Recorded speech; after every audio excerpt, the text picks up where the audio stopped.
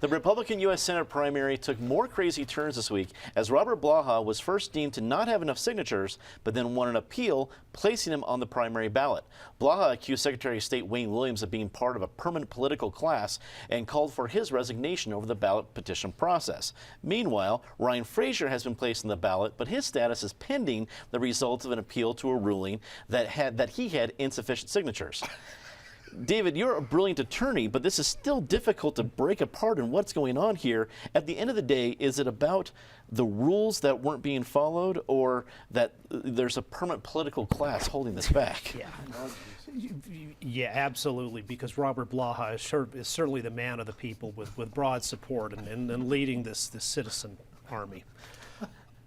Contrast that with Representative Kaiser, who also, when the Secretary of State did what he's supposed to, which is follow all the rules very technically, and he doesn't have much flexibility, but then a judge is allowed to put somebody back on the ballot based on substantial compliance, even if not full compliance. And Kaiser went through that system, got back on the ballot, and didn't whine about it. Whereas Blaha, apparently thinking he's, I don't know, he's a guy who knows very little about public affairs. I heard him when he was running in the CD for Congress in 2008 and was asked about the Heller case. You can go watch it on YouTube. And he obviously has no clue about that major Supreme Court case which just came down affirming Second Amendment rights. So it's just the typical, fine for him for suing and getting back on the ballot. He can do that. But the cry bullying style of Der Trump and Hillary on the other side of like, oh, you criticized me, that must mean you hate women. Enough of this kind of stuff. How about some manly men who actually just go out and fight and win? Joey, this seemed, so many elements of this are surreal, but I was talking with my producer before the program. You have a Republican candidate for U.S. Senate calling the Republican Secretary of State part of the permanent political class who's had the job for a year and a half. And then you have the former Republican Secretary of State, Scott Gessler, working as the attorney for Ryan Frazier, who's trying to get back to the Republican ballot.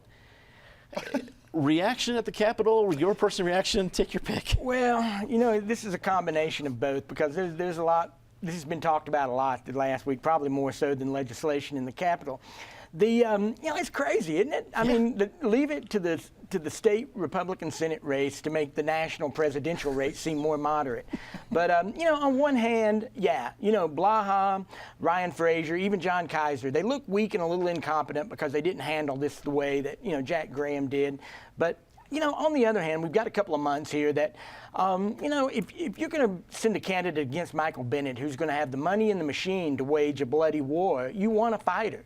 But I got to tell you, Darrell Glenn is the candidate with the wind at his back. He comes out of that Republican convention looking very strong.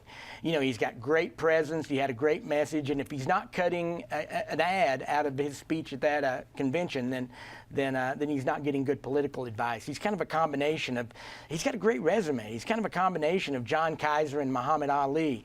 I look for all of these guys who get on the ballot need to be aiming at Darrell Glenn. He's the candidate to beat. Now that's the ad I want to see. John, have you ever seen a process go like this? I pity the fool. Oh, no, wait. Wrong guy. Here we go He's again. A bad man. There I you know. go. Here we go again, though. This is I don't know, inside politics at its finest. You got candidates who have run for office before, like Ryan Frazier. You've got people in there that know what they're supposed to be doing. You hire staffers, and then you don't play by the rules that are already laid out. You don't realize that if your signatures aren't the first signatures that get processed, they don't count. Well, Ryan Frazier should have known that. This is so what happens is these guys get into a pickle. They then run to the courts and cry foul, just like Donald Trump. This is not fair. This system is rigged. But come on, man. Like David said, man up. Go out and do what you're supposed to do. Follow the rules, know the rules, and play the game the way it's supposed to be played. If you don't like the rules, don't play the game. Patty, we're, I guess, a little under 2 months from the primary election, but it's a mail-in ballot, so people start getting ballots mid-June. Does any of this stick with any of the candidates, the problems getting on the ballot? Well, first of all, people would have to actually remember who's running. And when, this is all inside politics for us, but I would guess most people on the street, if you stopped them and said, who's Robert Blaha, they would have no idea, and even once they knew, they probably wouldn't care. So, although if he's a really manly man and lives up to that, I guess that would be interesting. So we're going to have maybe 4, maybe 5 candidates on this primary ballot. We have to remember it's just going to be how the vote winds up splitting. We remember Congressman Tancredo, who wound up, was he one of 5 or 6? And he was the last man standing in that primary. So no matter how great Darrell Glenn seems, if the vote gets split, he may not make it. It is crazy. Let's also point out one other character in here.